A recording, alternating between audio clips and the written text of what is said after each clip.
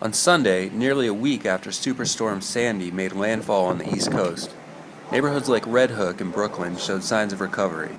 Businesses began to reopen, and the mountains of flood-damaged furniture and trash that had piled the sidewalks began to subside. But in Queens, the Barrier Island neighborhood of Rockaway Park was still a scene of devastation.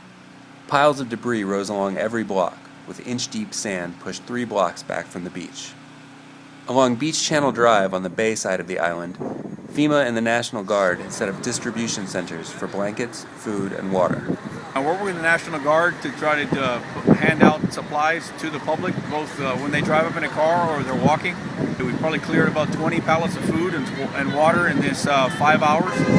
We've handed out probably 2,000 blankets, and we're probably going to do the same thing tomorrow.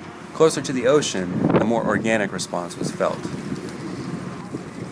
Here at Beach 94th Street and Shorefront Parkway, what was a parking lot before Sandy hit had become a makeshift disaster relief area. Piles of free clothing, sorted by gender and size, spread across the sand-covered lot. Volunteers from India pressed hot tea and dumplings into the hands of passers-by. Families and groups of friends from across the tri-state area set up informal grilling stations to cook hot food for residents and volunteers. It's me, my fiance, and his daughter, and our neighbors. And when we got out here, it was like about 4 days since the people hadn't eaten anything warm.